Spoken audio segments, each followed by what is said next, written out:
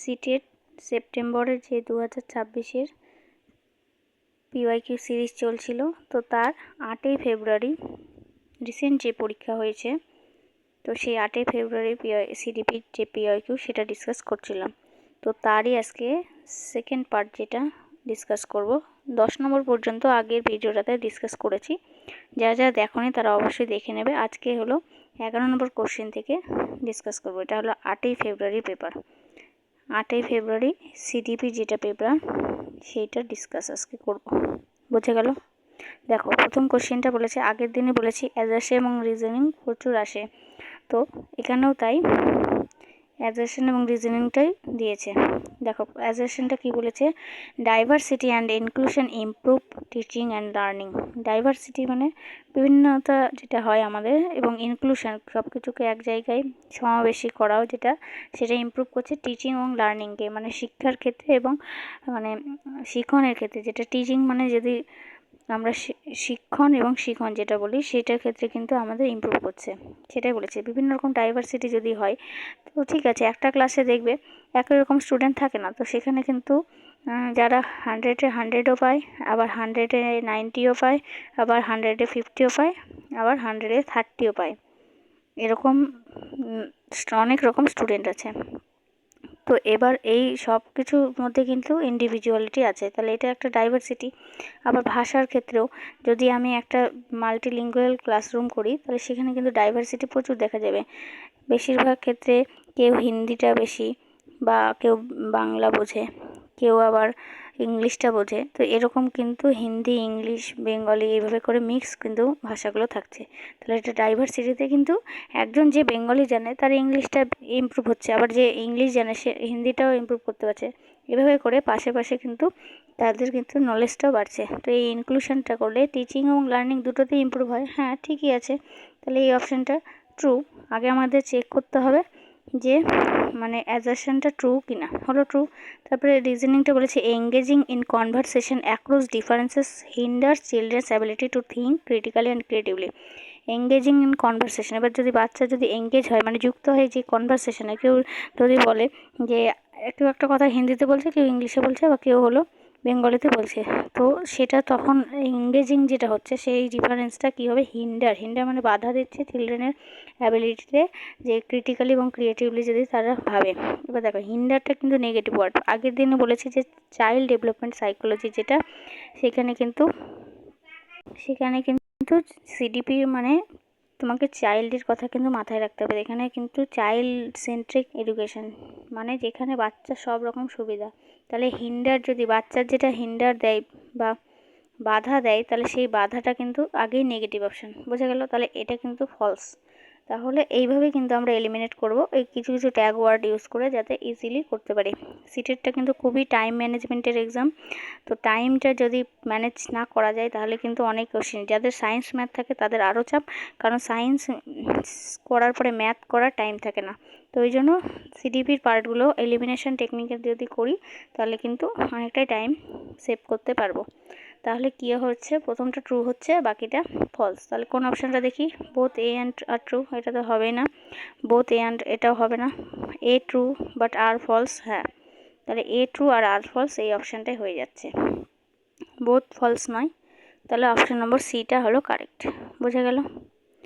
Next দেখো 12 নম্বর কোশ্চেনটা, Which of the following are effective teaching strategies to cater to diverse need of learners in a classroom? এর মধ্যে কোনটা effective teaching strategy, যেটা হলো বিভিন্ন রকমের ডাইভার্স লার্নার, যেটা মানে অনেক ধরনের লার্নার যাদের, তাদের কিন্তু ক্লাসরুমে হেল্প করবে। এবার দেখো অপশানগুলো দেখি, differentiated instruction, standardized curriculum, individualized education plan. ডিফারেন্সিয়েটেডটা জানি অলওয়েজ পজিটিভ ওয়ার্ড, তাহলে তো এটা হচ্ছেই। এবার দেখো এ অপশান কোনটা কোনটা আছে, এটা এটা এটা, তাহলে আগেই দেখো অপশান এলিমিনেশন করবো কী করে, এখানে এ নেই, তাহলে আগেই এটা কিন্তু হয়ে গেল, কেটে গেল। দেন স্ট্যান্ডার্ডাইজ কারিকুলাম তো সবার জন্য সমান, এটা তো কখনোই পজিটিভ হয় না, কারণ বাচ্চা যেখানে থাকবে সেখানে কিন্তু সবার জন্য সমান হবে না, ডিফারেন্স থাকবেই। তো ডাইভার্সিটি আমাকে দেখতে হবে, তো স্ট্যান্ডার্ডাইজ তো আগেই হবে না, তাহলে বি অপশান কোথায় কোথায় নেই মানে আছে সেটাকে এলিমিনেট করবো, তাহলে এ বি এটাও হবে না, তাই এটাও হবে না, তাহলে বাকি থাকলো এসি। এবার দেখো 3 নম্বরটা কিন্তু আমার দেখারই দরকার পড়লো না, আমি কিন্তু এভাবেই কারেক্ট করতে পারলাম যে এসি কিন্তু হবে।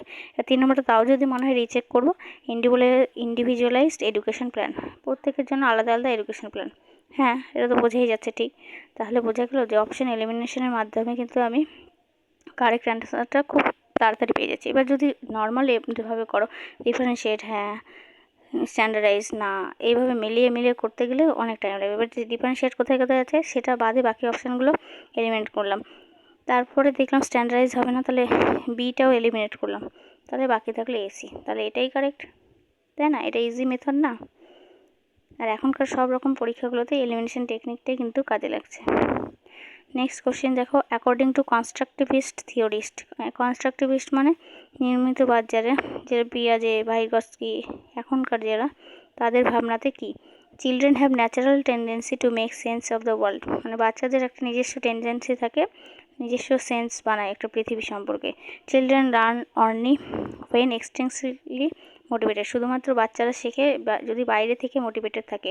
Children learn best when information is presented to them in a final form, শুধুমাত্র ফাইনাল ফর্মে থাকলে বাচ্চারা শিখতে পারে।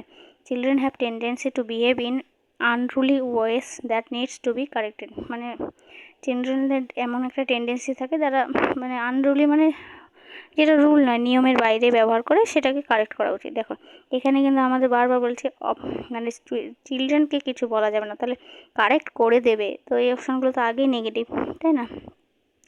তবে শুধুমাত্র ফাইনাল ফর্মে রাখবে আর বাচ্চা শুধু বুঝবে, এগুলোও তো নেগেটিভ। বাইরে থেকে মোটিভেটেড, যে চকলেট দিব তাহলে পড়ো, এইভাবে করে কিন্তু অ্যাকচুয়াল লার্নিং হয় না। তাহলে অপশন বাকি থাকলো কি? যে children have natural tendency to make sense of the world. বোঝা গেল? তাহলে যেগুলো চিলড্রেনের বিপরীত অপশন সেগুলো কিন্তু আগেই এলিমিনেট, কারণ তুমি টিচার জন্য যে বাচ্চা কিছুই জানে না বাচ্চাকে শেখাবে এরকম নয়, এখন যেখানে বাচ্চা যেটা করবে সেটাই ঠিক। তারপরে দেখো, 2 commonly use strategies for effective problem solving, দুটো কমন স্ট্র্যাটেজি যাতে ইফেক্টিভভাবে, খুব ভালোভাবে প্রবলেম সলভ করা যায়। Heuristic and algorithms, heuristic and functional fixedness algorithms and responsive, heuristics and responsive. এবার দেখো নেগেটিভ কী করে আমরা আগে, ফাংশনাল ফিক্সনেস, ফাংশনাল ফিক্সনেস মানে কার্যক্রমের স্থিরতা। এবার স্থির থাকলে সেটা প্রবলেম সলভ তো নিশ্চয়ই করা যাবে না, তাহলে 2 নম্বর আগেই এলিমিনেট করলাম। রেসপন্সিভটা শুধুমাত্র রেসপন্স করলো, এটাতেও হচ্ছে না রেসপন্সিভ, তাহলে এটাও নেগেটিভ অপশান। তাহলে বাকি থাকলো হিউরিস্টিক এবং অ্যালগরিদম। হিউরিস্টিক মানে আবিষ্কার মেথড, যে আবিষ্কারের মাধ্যমে আমরা কি খুঁজব, খোঁজার মাধ্যমে কিন্তু আমরা প্রবলেম সলভ করতে পারবো। আর অ্যালগরিদম মানে কি, আমরা যেমন ম্যাথের প্রবলেমগুলো কী করে সলভ করি, স্টেপ বাই স্টেপ, তাই না? স্টেপ বাই স্টেপ করি, একটা স্টেপ তারপর একটা স্টেপ, এভাবে করে করে করি, একবারই তো প্রবলেমটা সলভ করা যায় না। তাহলে অ্যালগরিদম আর হিউরিস্টিকটাই হবে এখানে কারেক্ট অপশান। বোঝা গেল? এই ফাংশনাল ফিক্সনেসটা কিন্তু খুবই মানে রেসপন্সিভ, এগুলো কিন্তু ট্যাগ ওয়ার্ড, এই ট্যাগ ওয়ার্ডগুলো মনে রাখলেই কিন্তু অপশান আগেই এইভাবে এলিমিনেট করা যাবে। তারপরে দেখো 15 নম্বর। আচ্ছা দেখো, অনেক ক্ষেত্রে মানে কোশ্চেনটা অনেক বড় আছে মনে হচ্ছে, কিন্তু অতটা হয়তো না পড়েই এগুলো কিন্তু আমরা আগেই মানে ছেড়ে দিই, এটা করবে না, পড়ে দেখবে অনেকটা ইজিও থাকতে পারে। Teacher is designing a lesson plan for a group of students with varying levels of understanding a topic according to Vygotsky theory, which of the following should the teacher consider when designing the lesson.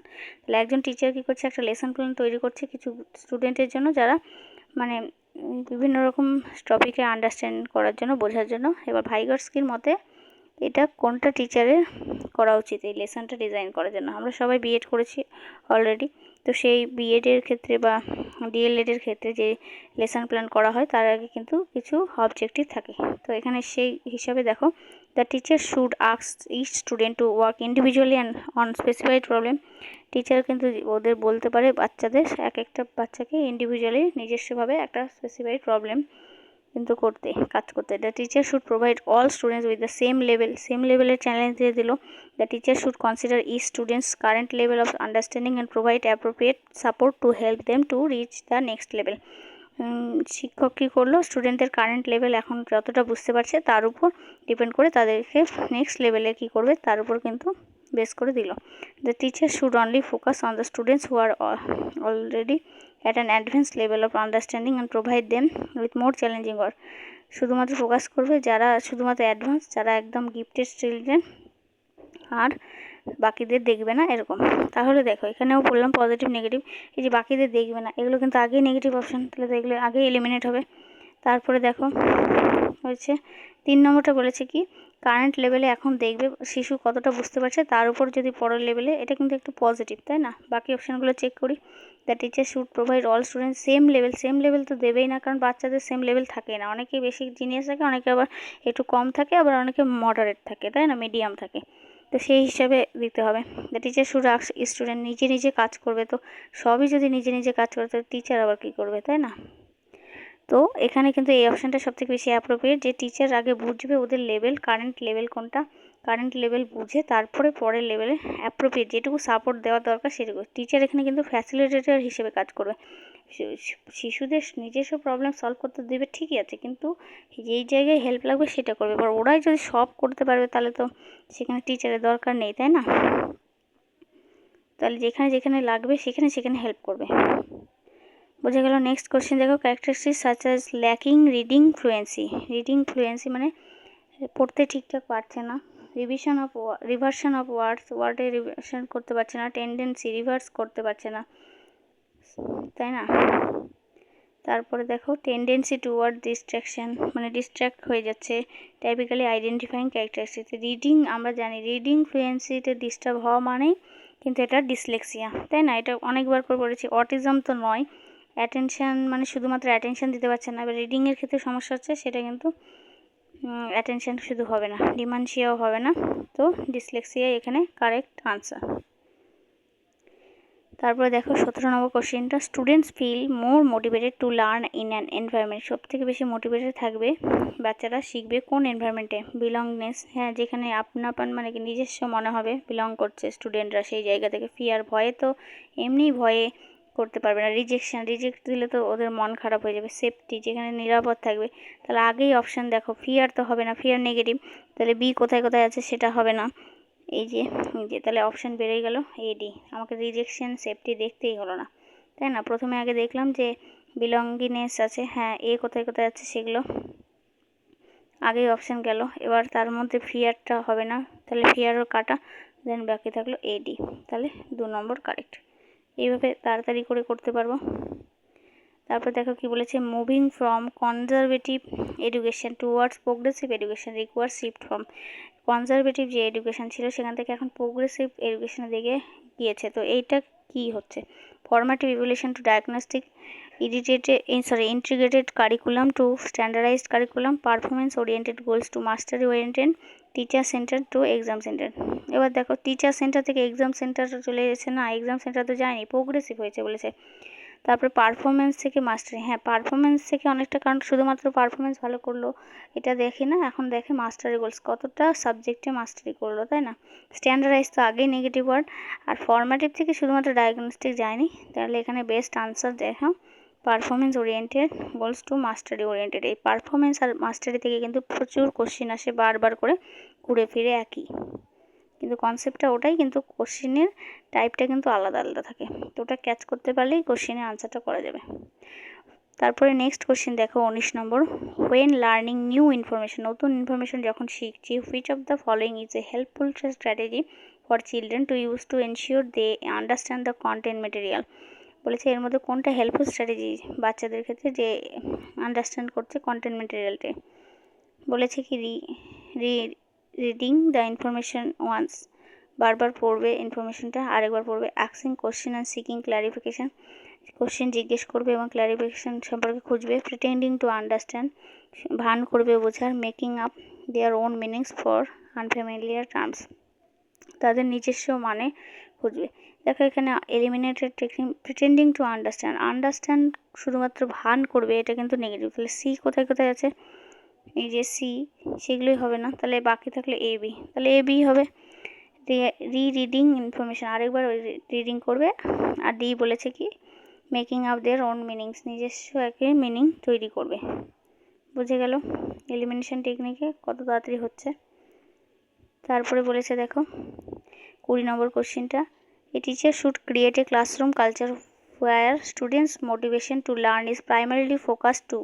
একটা টিচারের একটা classroom culture করা উচিত যেখানে student motivation পাচ্ছে, primarily focus হচ্ছে কিসের উপর? Avoid shame of appearing ignorant. Avoid মানে শেম বলতে লজ্জাটাকে অ্যাভয়েড করবে। তারপরে দেখো কি বলেছে, কম্পিট উইথ ইচ আদার, একজনের সাথে আরেকজনের কম্পিটিশন করবে। Understand and appreciate the process of learning, বুঝতে পারবে এবং লার্নিংয়ের প্রসেসটাকে অ্যাপ্রিসিয়েট করবে। Prove their own to others, মানে বাকিদের কাছে তাদের ভ্যালুটা প্রুভ করবে। তার প্রাইমারিলি ফোকাসড করা উচিত টিচারের, সেমটা শুধুমাত্র নয়, কম্পিটও করবে না এখানে, কারণ বাচ্চা কম্পিটিশন করতে আসছে না, তাই না? কম্পিটিশান যদি করায় তাহলে আবার শিখবে কি? Understand and appreciate the process of learning, মানে কীভাবে প্রসেস হচ্ছে লার্নিংয়ে সেটা কিন্তু অ্যাপ্রিসিয়েট করবে। এটাই কিন্তু সবথেকে বেশি পজিটিভ। শুধুমাত্র বাকিদের কাছে প্রমাণ করবে এটা নয়। বোঝা গেল? তাহলে আজকের জন্য এই পর্যন্তই থাকলো। নেক্সট ভিডিওতে আরও 10টা কোশ্চেন আলোচনা করব। ধন্যবাদ।